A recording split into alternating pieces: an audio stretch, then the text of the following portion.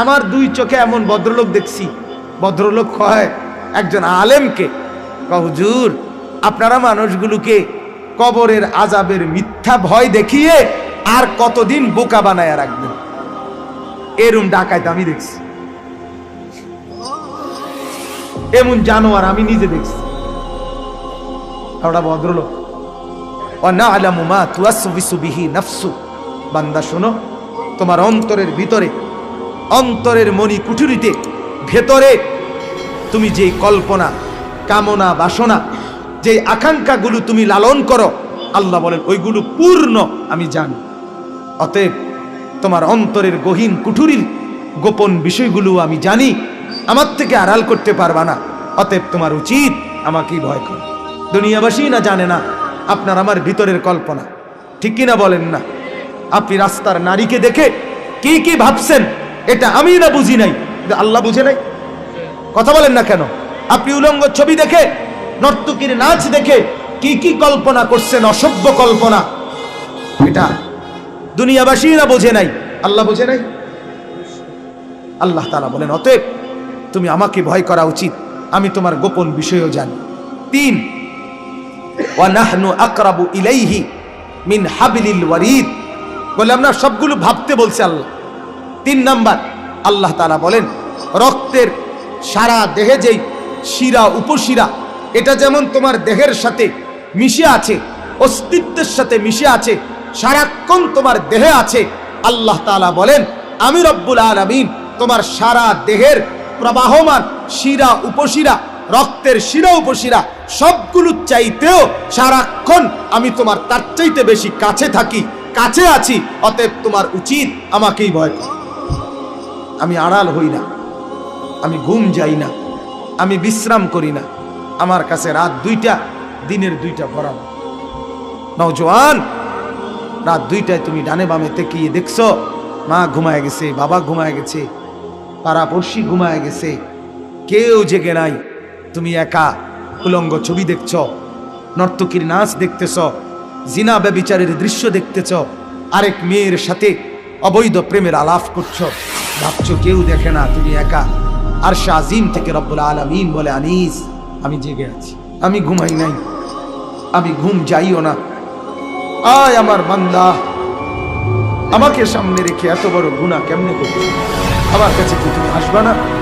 আমার কাছে কি হিসাব দিতে হবে না? বান্দা তুমি কি মরবা না? তুমি এতটাই ভুলে গেলা?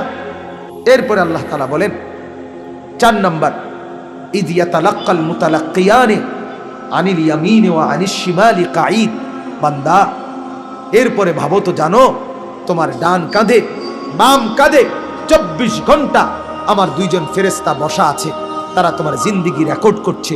অতএব তুমি আমার থেকে আড়াল হবা কিভাবে? তোমার উচিত আমাকেই ভয়। মানে এই কয়টা হলো? 4টা। 1, আমি তোমাকে বানিয়েছি, উচিত আমাকে ভয় করা। আমি তোমার অন্তরের ভিতরের গোপন বিষয়গুলোও জানি, তোমার উচিত আমাকে ভয় করা। আমি তোমার 24 ঘন্টা তোমার দেহের অস্তিত্বের চাইতেও কাছে থাকি, তোমার উচিত আমাকেই ভয় করা। আমি আল্লাহ তোমার ডানে বামে 2জন ফেরেশতা 24 ঘন্টা রেখেছি, তোমার উচিত আমাকে ভয় করা। 5, মা ইয়ালফিজু মিন কাউলিন ইল্লা লাদাইহি রাকিবুন আতীদ, আল্লাহ বলে বান্দা তুমি এই জবান দিয়ে যখন যেই শব্দ, আচরণ, উচ্চারণ করো, একটা শব্দ বের করো, একটা আওয়াজ, আল্লাহ বলেন ওইটাও আমি আলাদা ফেরেশতাকে দিয়ে, তৎপর আমার চৌকস ফেরেশতাকে দিয়ে আমি আলাদাভাবে 24 ঘন্টা সংরক্ষণ করছি। অতএব এই দেহের, এই জবানের একটা অক্ষর, একটা বিন্দু, একটা গীবত, একটা শিকায়েত, একটা বদনাম, একটা কুটনামি, একটা গালিগালাজ, একটা গানের আওয়াজ, একটা অক্ষরও তুমি আড়াল করতে পারবা না। আমি একটা একটা করে তোমাকে বলবো। অতএব তোমার উচিত আমাকে ভয় করা, আমাকে ভয় করা। এরপর আল্লাহ বলেন 5 গেল 6, আল্লাহ তাআলা বলেন ওয়াজাআত সাকরাতুল মাউত বিল হক, আমার বান্দা এরপরে তুমি শোনো, তুমি যেখানেই যাও, ঘুরতে ঘুরতে, হাঁটতে হাঁটতে, ভ্রমণ করতে করতে, লুকাইতে লুকাইতে, পলাইতে পলাইতে, মৃত্যুর থেকে বাঁচতে বাঁচতে যত দূরেই যাও না কেন, অচিরেই নিশ্চিত শুনে নাও, মৃত্যুর যন্ত্রণা তোমার কাছে আসবেই আসবে নিশ্চিত। যালিকা মা কুনতা মিনহু তাহিদ, যেই মৃত্যু থেকে তুমি পলায়ন করতা, সেই মৃত্যু সত্যি সত্যি তোমার কাছে আসবেই আসবে। আজ না হয় কাল, এখানে না হয় সেখানে, রাতে না হয় দিনে, সকালে না হয় দুপুরে, হাসতে হাসতে কিংবা কাঁদতে কাঁদতে, উঠতে উঠতে কিংবা বসতে বসতে, কোনো এক সেকেন্ডে কোনো এক মিনিটে মৃত্যুর যন্ত্রণা শুরু হবে। মরতে তোমাকে হবেই, আসতে তোমাকে হবেই, ফিরতে তোমাকে হবেই, আমার কাছে তোমাকে বুঝ দিতেই হবে, আমার সামনে তোমাকে দাঁড়াইতেই হবে। অতএব তোমার উচিত আমাকে ভয় করা। এরপরে আল্লাহ বলেন, কয়টা হইল? ছয়টা হয়েছে, ছয়টা। এক, আমি তোমাকে বানিয়েছি। দুই, তোমার অন্তরের গোপন বিষয় আমি জানি। তিন, আমি তোমার কাছেই আছি। চার, তোমার ডানে বামে দুইজন ফেরেশতা আছে। হ্যাঁ, পাঁচ, তোমার জবানের প্রত্যেকটা অক্ষর সেটা হবে ভীষণ ভয়ের দিন, ভীতির দিন, ভয়ঙ্কর দিন। সেই দিন তোমাকে আমার সামনে উপস্থিত হতে হবে, ওইটাকে তোমার ভয় করা উচিত। আমাকে তো আল্লাহর সামনে যেতে হবে, আমাকে তো আখেরাতে দাঁড়াইতেই হবে, আমাকে তো হাসরের মাঠে যেতেই হবে। অতএব বান্দা উচিত, আর কাউকে ফাঁকি দিলে দিতে পারো, আর কারো থেকে আড়াল হলে হতে পারো, আমার থেকে পারবা। ঠিক কিনা বলেন? আপনি বলেন, বাপ এতগুলো কথা বলার পর মালিক আর কেমনে বললে আপনি আল্লাহকে মানতেন? আপনি বলেন ভাই, একজন হইলে একজন নতুন করে ভাবেন, আর কেমনে বললে, আর কতভাবে বললে আপনি আল্লাহকে চিনতেন, নামাজ পড়তেন, হালাল খাইতেন? কোন এই যে কয়জন যুবক ভাই, কয়েকজন এখানে দাঁড়াইছেন, কয়েকজন এখানে বসছেন, ভাই আমি আপনাদেরকে হৃদয়ের সবটুকু দরদ দিয়ে, আমার বাপ, আমার ভাই, আমার বন্ধু, পর্দার আড়ালের আমার মা, আমার বোন, সবাইকে বলছি, দয়া করে আল্লাহর ওয়াস্তে, আল্লাহর ওয়াস্তে আপনি আরেকবার ভাবেন, আবার ভাবেন। আল্লাহ আমাদেরকে বানিয়েছে, আমার অন্তরের গোপন বিষয় আল্লাহ জানে। আল্লাহ আমার কাছেই আছে, আমার ডান কাঁধে বাম কাঁধে দুইজন ফেরেশতা আছে, আমার মুখের উচ্চারণ রেকর্ড হচ্ছে, আমার মৃত্যু নিশ্চিত হবে, আমাকে নিশ্চিত হাসরের মাঠে দাঁড়াইতেই হবে। এতগুলো কথা শুনবার পর আমার কি উচিত আল্লাহর ইবাদত না করা? কথা বলেন না কেন? অতএব ইনশাআল্লাহ মাহফিলটাকে, ওয়াজটাকে বাপ শুধুই কেবল আসা যাওয়ার রসুম বানাবেন না, বরং জিন্দেগি বদলানোর জন্য একটু হলেও সিদ্ধান্ত নেন, একটু হলেও পরিবর্তনের মানসিকতা নেন। আমি অনুরোধ করছি, এক তালে জিন্দেগি কাটাইয়েন না। বিড়ি ফালাইয়া ওয়াজে ঢুকছেন, আবার বাইরেইয়া বিড়ি ধরাইলেন, জিন্দেগি এরকম বানাইয়েন না। টেলিভিশন চাইয়া এরপরে আইলেন, আবার গিয়ে আবার টেলিভিশন খুললেন, জিন্দেগি এমন বানায়েন না বাপ।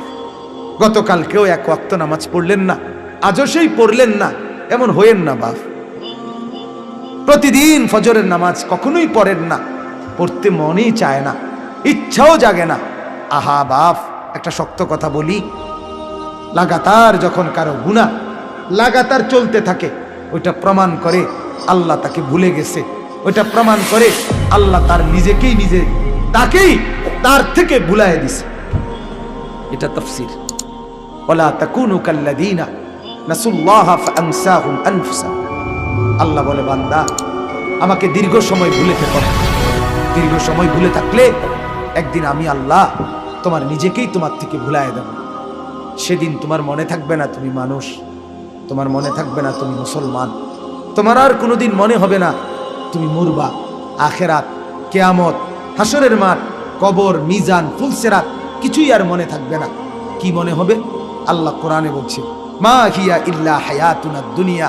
মনে হবে এই যে জীবন কেবল দুনিয়াটাই, এখানেই মরছি, এখানেই বাঁচবো, এখানেই হাসবো, এখানেই কাঁদবো, এখানেই ফুর্তি করব, যা করব এখানে। নাফরমান এটাই ভাব। নগদ যা পাও হাত পেতে নাও, বাকির খাতায় শূন্য থাক। এই গানের অর্থ কিন্তু দোকানের হিসাব না, এই গানের অর্থ হইল নাস্তিকতার হিসাব। অর্থাৎ নগদ যা দুনিয়াতে পাচ্ছ, ভালো মন্দ, হালাল হারাম, বৈধ অবৈধ, বেড়া বেড়ি, পুরুষ নারী, জিনা ব্যভিচার, মদ জুয়া, ফেন্সিডিল বাবা, গাঁজা ফুট্টা, যা পাও সব ভোগ করো। বাকির খাতা আখেরাতের খাতা, আখেরাতের খাতা পরকালের খাতা খালি থাকে। বাকি বুকি চিন্তা করো না, এটি হুজুররা কয়, মাইতো নাই তা। আমি নিজে দেখছি মিয়া ভদ্রলোক, আমার দুই চোখে এমন ভদ্রলোক দেখছি। ভদ্রলোক কয় একজন আলেমকে, হুজুর আপনারা মানুষগুলোকে কবরের আযাবের মিথ্যা ভয় দেখিয়ে আর কতদিন বোকা বানায়া রাখবেন? এরম ডাকাইতে আমি দেখছি, এমন জানোয়ার আমি নিজে দেখছি। ওটা ভদ্রলোক, সিগারেট একটা শেষ হইলে আরেকটা ধরায়, অতিরিক্ত ভদ্রতার কারণে যাতে শীত না লাগে আগুন জ্বালাইয়া রাখে সবসময়। নাউযুবিল্লাহ, নাউযুবিল্লাহ। আল্লাহ আমাদেরকে মাফ করে দেন, আল্লাহ তাআলা আমাদেরকে বুঝ দান করেন। আজকের এই মাহফিল, মাদ্রাসা আর এই মসজিদ আল্লাহ তাআলা ভরপুর কবুল করেন। যারা যত সহযোগিতা করেছিলেন আল্লাহ তাআলা আপনাদের প্রত্যেকের দানে সহযোগিতাতে বরকত দান করেন।